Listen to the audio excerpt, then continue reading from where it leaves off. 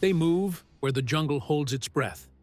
Hands that can crush, jaws that can rip, eyes that measure your fear before you even feel it. They don't need claws to spill blood, or venom to end a life. They rule with raw power, sharpened by hunger and the constant challenge of rivals who want what they have. What would you do if you met that power in the wild? If the leaves went silent and something stepped from the shadows with the strength to decide whether you walk away? Today, we're counting down the largest, most ferocious primates on Earth, including the one that made the world its territory. From riverbanks trampled into mud to mountain fog that hides giants, we're stepping into their world to see what true dominance looks like. And if you faced them with nothing but your breath in your lungs and the instinct to run, would you hold your ground? Or would you learn what it feels like to be prey? In the emerald chaos of Central and South America, something small watches with sharp, restless eyes. Don't let its size fool you. The capuchin may look like a curious trickster, but beneath those clever hands and quick movements is a temper as fierce as the jungle itself. They live in troops with strict hierarchies enforced not by size, but by relentless aggression. A wrong glance, a stolen fruit, a step too close, and the air fills with screams that slice through the canopy like blades. They bare their teeth, lunge, claw, and bite with the fury of something twice their size. Their fights are sudden, explosive, and often end with blood on the leaves. And they are smart. Smarter than you'd hope something this aggressive would be.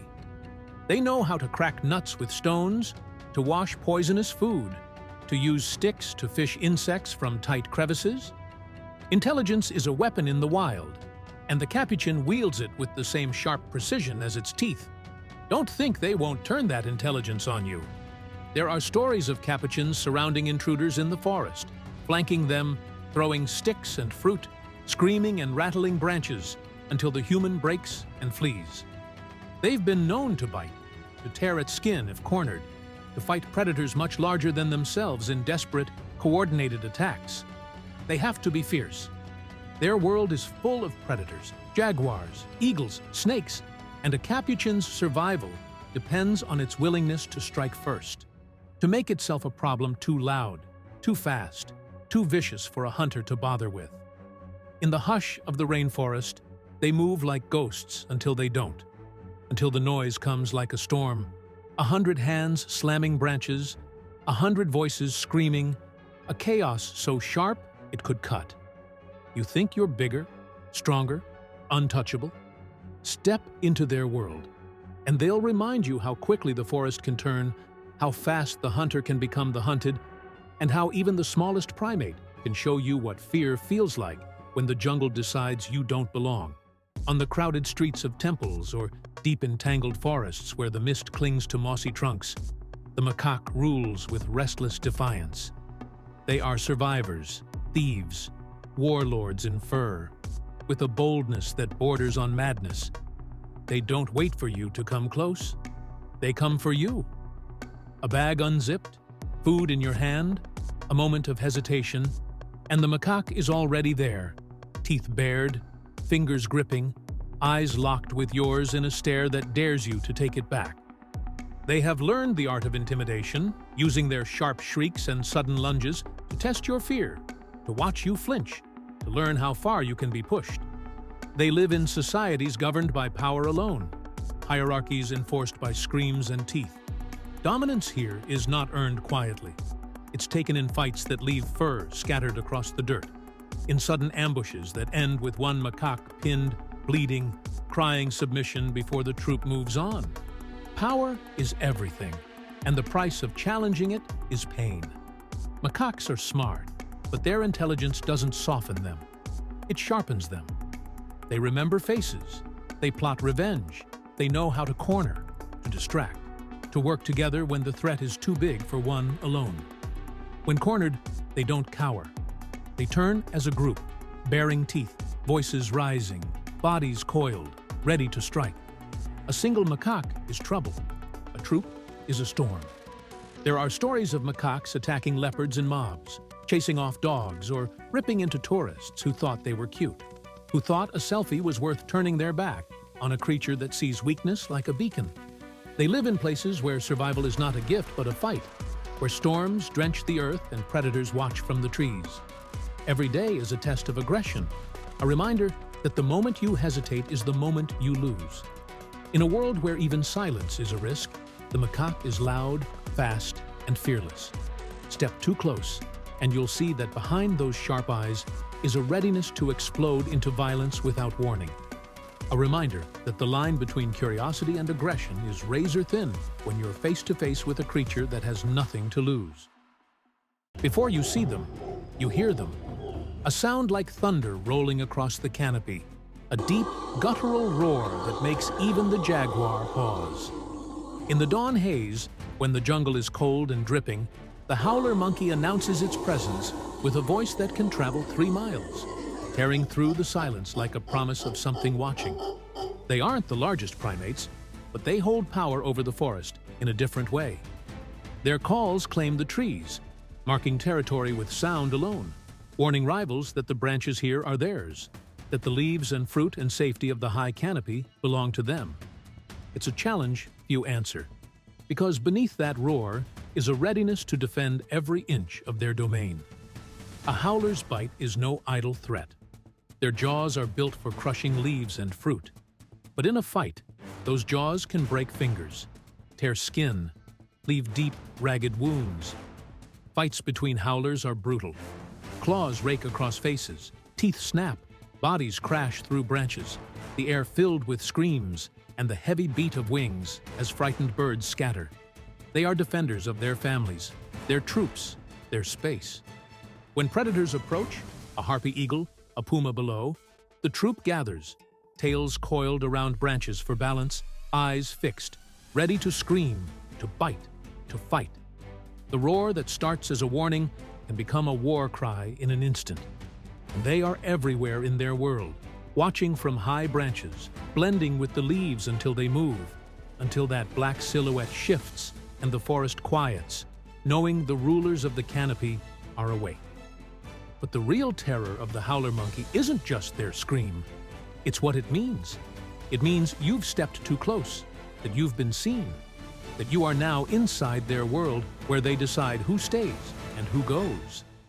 Imagine standing in a forest that suddenly falls silent, then hearing that roar, deep and shaking the air around you, knowing that somewhere above, a dozen eyes are tracking you, tails gripping branches, ready to defend their world if you take another step. The howler monkey doesn't need to chase you down to remind you who owns the canopy. Sometimes, the loudest voice is all it takes to send even the fiercest intruders back the way they came. In the swamps and mangroves of Borneo, where the rivers snake through forests, thick with the hum of insects and the slap of water against roots, something moves with a quiet authority. You'll hear the splash first, the heavy drop of something large into muddy water, the rustle of branches shaking as a body almost as long as yours swings down to watch you. The proboscis monkey looks almost comical at first glance, with that long, fleshy nose and a belly that hangs heavy from a diet of leaves. But spend enough time in their world, and you learn that their strange face masks a fighter's heart. They live in harem groups led by dominant males who rule with a harsh certainty. When another male dares to challenge, the clash is violent. They rear up on their hind legs, their massive noses flaring with every roar as they bear long, sharp canines, slapping and biting, forcing each other into the mud, screaming in a deep, booming voice that echoes across the river. Their territory is everything. The rivers, the fig trees, the high branches where they sleep, all belong to the troop. And a challenge to that ownership is met with teeth and violence. Younger males form bachelor groups, constantly testing the edges of the dominant male's authority, looking for a moment of weakness, a slip, a chance to take everything in a single brutal confrontation. But it isn't just their aggression on land you should fear. They are among the best swimmers in the primate world, leaping from trees with a splash that sends fish scattering, slicing through rivers with powerful limbs, using the water as both escape route and ambush path. Crocodiles and monitor lizards lurk below, but a proboscis monkey knows the river's currents, the safest routes, the trees that overhang just enough to give them a chance to claw their way free if jaws snap from below. In the misty mornings, when the river breathes steam into the dawn, they sit along the branches, that long nose twitching as they watch, waiting, daring any threat to test them. Because beneath the strange, comical face is a creature that survives in a world of predators and floods. A creature willing to fight with everything it has to keep its troops safe. In the mangrove shadows where the river hides many dangers, the proboscis monkey is a reminder that in the wild, survival favors the fierce, even if they wear a nose that looks like it should belong to a clown. High in the jagged cliffs of Ethiopia, where cold winds tear through the grass and clouds scrape the earth, the gelada rules a kingdom of stone. Their world is a vertical fortress, cliffs dropping into darkness, narrow ledges where one slip means death. It is here that they gather in the thousands, their roars rolling like thunder down the valleys at dawn. They are often called bleeding heart monkeys, but don't let that fool you. The patch of red skin on their chests glows like an open wound, a badge of dominance that tells others exactly who they're dealing with. In the world of the gelada, there is no room for weakness. Males with flowing capes of hair sit upright, scanning the horizon for threats or rivals. Their teeth, long and sharp, are revealed in threat displays that freeze even baboons in their tracks. When challenged, they explode into violence, lunging with claws outstretched, jaws snapping, bodies slamming into each other with the crack of bone against rock. Fights leave fur drifting in the wind, blood soaking the grass, and the defeated limping away to heal or die. Geladas live in massive troops with complex hierarchies, families layered within families, alliances made and broken with the rise and fall of each son. Younger males circle the edges of these harems, watching, waiting for a moment of weakness to overthrow the ruling male in a flurry of screaming chaos. And when the sun sets and the air grows thin and cold, they climb down the cliffs, gripping narrow ledges with hands designed for grass but adapted to rock, sleeping on sheer walls where leopards and hyenas can't reach. One slip in the dark is all it takes. But the gelada would rather risk the drop than let its enemies near. They feed on the highland grass, their fingers deftly plucking blades with quiet precision. But don't mistake their grazing for gentleness. When predators appear, leopards, jackals, hyenas, the troop doesn't scatter in fear. They scream, surge forward, and harass the predator with a relentless barrage of lunges and feints until the intruder flees. In the cold dawn, when mists rise from the valleys and the sky turns red, the gelada sits upon the cliffs, chest glowing, hair rippling, eyes scanning for the next challenger. In a world where falling means death, they stand firm, reminding all who watch that true ferocity is not just in killing, but in the unyielding refusal to be conquered. In the dense forests of Central and West Africa, where vines tangle like veins and the air hangs heavy with the scent of damp earth, there is a shadow that hunts with hands like yours and eyes that burn with cold calculation. The chimpanzee is not just another animal in the forest.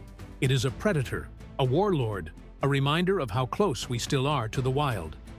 They move in silence until they choose not to.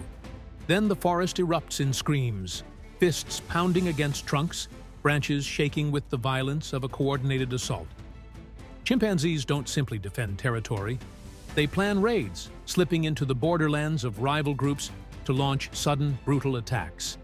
They isolate their targets, cutting them off, surrounding them, tearing into them with hands and teeth, leaving bodies broken and the forest quiet once more. They hunt not just for fruit, but for flesh. Colobus monkeys are torn from treetops, screaming as chimps climb higher, faster, stronger, grabbing, biting, ripping. Blood on leaves, fur clinging to branches, the victorious hoots of hunters echoing across the canopy. The meat is shared, traded for alliances, favors, power within the troop. And within the troop, power is everything. Males battle for dominance in displays of terrifying force, charging, screaming, hurling rocks, branches, anything that can shatter the confidence of a rival. Teeth clash, skin tears, and when the dust settles, the hierarchy is either reinforced or rewritten in blood. They are intelligent, terrifyingly so. They learn, remember, and teach. They know how to use tools, sharpening sticks to spear bush babies hiding in tree hollows. They can set traps, use rocks to crack nuts, leaves to soak up water, and sticks to fish termites from their mounds. Their intelligence does not soften them. It makes them more efficient. Humans often see themselves in the chimpanzee, the way they laugh, the way they comfort each other, the way they mourn their dead. But look closer, and you will see something raw. A reflection of the violence we once needed to survive, still alive in their dark, watchful eyes. In the heart of the forest, when the leaves tremble and distant screams echo through the canopy, you will know the chimps are on the move. And in that moment, you will understand. The chimpanzee is not simply wild. It is the reminder that nature's fiercest killers don't always hunt on four legs. In the savannas and rocky highlands of Africa, where dust clings to your skin and the air ripples with heat, a figure sits on a boulder, watching. Muscles coil beneath a thick mane, eyes cold and calculating, jaws flexing around canines as long as a lion's. This is the baboon, a warrior of the wild, a survivor built on violence and steel nerves. They live in troops that can number in the hundreds, a kingdom ruled by aggression, cunning, and the brutal enforcement of hierarchy. Power here is earned in blood. Challenges come at dawn, when the air is cold, and the quiet is shattered by screams and the crack of bodies slamming into the dust. Teeth flash, hands grip fur, and the defeated crawl away, blood matting their coats as they learn the lesson the hard way. In the world of the baboon, you fight or you fall. They are opportunistic, fearless, and fiercely intelligent. A baboon will raid farms, break into vehicles, and steal from markets, their hands working with unsettling speed as they tear open bags, snap off lids, and slip away before anyone can react. Try to stop them, and you'll meet a creature that does not back down easily. They lunge, screaming, bearing those monstrous canines, and they will not hesitate to bite if you push your luck. Predators learn to think twice. Leopards, hyenas, and even lions risk injury when challenging a troop of baboons. When threatened, the troop does not scatter. They converge, males roaring, charging, throwing rocks, using numbers and rage as a weapon. There are documented cases of baboons killing leopards that made the mistake of thinking they were easy prey. Their world is one of constant conflict, over food, over mates, over dominance. A newborn can be the spark for a fight that rips through the troop, alliances shifting in seconds, friends turning on each other, power recalibrated with each brutal exchange. In the evenings, when the sun burns low and the rocks glow with heat, the baboons climb high to sleep on cliffs, guarding their young, scanning the darkening plains for predators, with eyes that have seen too much to be afraid. The baboon is not just another monkey on the plains, it is a reminder that in the wild, survival is a war waged every single day, and the baboon has the scars to prove it. In the dense rainforests of Central Africa, where the air hangs heavy with mist and the ground is dark with fallen leaves, a flash of color moves through the undergrowth like a warning. Electric blue and blood-red skin, a face like war paint, eyes sharp with challenge. This is the mandrill, the world's largest monkey, and one of its most fearsome. They walk on knuckles, shoulders rolling with quiet power, canines as long as daggers glinting when the lips pull back in a yawn that is not a yawn at all, but a threat. When a mandrill bares its teeth, it is a promise that violence is only a breath away. Males can reach over 100 pounds of coiled muscle, capable of tearing apart roots and vines with ease. They live in massive hordes, sometimes hundreds moving together, a tide of fur and color that ripples through the forest, unsettling everything in its path. Other animals go silent when the mandrills arrive. sensing the authority of a creature that does not fear the shadows. Among themselves, dominance is everything.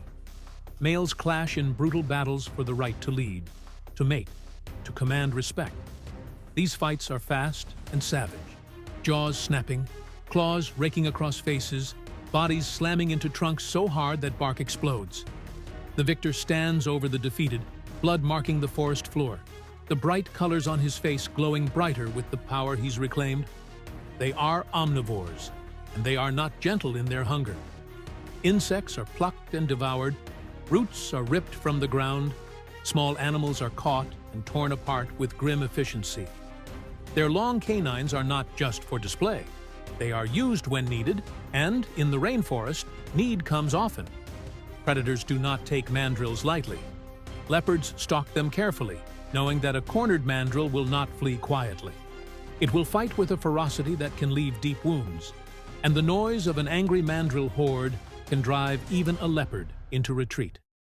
When they move with purpose, pushing through the forest like a living storm, eyes constantly scanning, muscles always ready to explode into violence. The mandrill is not just a spectacle of color in the green gloom, it is a force, a ruler of the dark rainforest, a reminder that beauty in the wild often walks hand in hand with danger. In the cloud-drenched mountains and dense lowland jungles of Africa, where the mist coils through bamboo groves and the earth is soft under ancient trees, the gorilla moves with the weight of something that knows it is unchallenged. A silverback is a mountain in motion, up to 450 pounds of solid muscle wrapped around a calm that is more terrifying than any roar. Because when a gorilla charges, it's not a bluff, it's a decision. A moment when the forest itself seems to pull back, watching as the ground quakes under those massive fists pounding the earth. They are gentle until they are not. A gorilla's world is family, order, the quiet rhythm of foraging, caring for young, moving through the green world with deliberate purpose. But when threatened, when a predator lurks too close, when another male dares to test the boundaries, that calm fractures like glass. Then comes the roar, a deep, chest-shaking thunder that rolls through the trees, followed by the tearing of vegetation, the slamming of fists against the ground, and a charge that can snap small trunks and leave claw marks in the dirt as he skids to a halt inches from the challenger's face. Their canines are longer than a lion's, capable of inflicting wounds so severe that few predators dare to test them. Leopards will take a baby if they can, but they know the price. A silverback's rage is swift and lethal, and the forest will go silent as the gorilla hunts down what dared to steal from him. They live in families, each one led by a silverback who must balance tenderness and violence, caring for infants with surprising gentleness, sharing food, grooming, teaching, but never forgetting that authority is maintained through the promise of overwhelming force. And when two silverbacks meet in a challenge for dominance, the forest holds its breath. It begins with displays, chest beating so fast it sounds like distant drums, the air shaking with roars, the tearing of branches. But if neither backs down, the clash is a storm. Fighting, slamming, bodies colliding with the impact of wrecking balls, until one yields and the victor stands, chest heaving, king once more. A gorilla does not seek violence, but in a world where power is the only language understood, the gorilla speaks it fluently, reminding everything in the forest that sometimes the quietest rulers are the most dangerous of all. In every corner of the earth, from rainforests humming with insects to deserts scorched under a merciless sun, from mountains that tear at the clouds to oceans that swallow the horizon, one primate has stepped forward to claim it all: man. We don't have claws. Our teeth are small, our bodies fragile, our skin tears easily. But no creature has brought more fear into the wild than us. No other primate has left such a trail of conquest and extinction in its wake. We turned stones into blades, fire into a weapon, language into a strategy. We hunt in packs, track by footprints, read the wind, and wait for the right moment.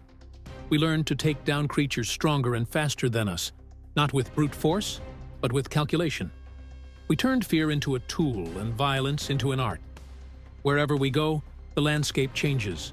Forests fall, rivers are redirected, mountains are carved open. The roar of a silverback, the scream of a howler, the flashing canines of a mandrill, none of it could stop us when we decided we wanted more. But our aggression is not only for survival. We fight over lines on maps, over words whispered in halls of power, over resources hidden beneath the soil. We go to war not because we are hungry, but because we can, because we believe we deserve to win, and we will sacrifice generations to prove it. We build, we destroy, we invent, we conquer. We look into the eyes of the gorilla and see the reflection of something we used to be and something we still are, buried beneath the suits and screens and bright lights. We are the only primate that wages war against its own, systematically, efficiently, with weapons designed not for defense, but for the purpose of ending life. And yet, we tell ourselves we are civilized, that we have moved beyond the wild, that we are separate from the blood and fear that rule the animal kingdom. But deep down, in the marrow of our bones, we know the truth. We are still hunters. We are still predators. We are still the most dangerous animal in every forest we enter. Man, the largest, most ferocious primate on Earth. Not because of our size, but because of our unrelenting will to dominate, no matter the cost. They rule the trees, the rivers, the cliffs, and the dark. But only one primate claimed the entire planet, and it's us. They fight to survive. We fight for control, leaving scars that will outlive us. We're the final predator, the quiet storm that every wilderness eventually feels. But tell me, when the lights fade and the wild stirs around you, do you still believe we've conquered it? Or do you feel that old fear, the pulse that whispers, something stronger is watching? Because no matter how high we build, the wild never leaves. It waits, just beyond the firelight, to remind us we're still animals, ruled by the same instincts as the ones we thought we left behind. If this journey into the untamed shook something loose, like subscribe, and tell me, which primate would you fear most face to face? Or is the real danger staring back from the mirror,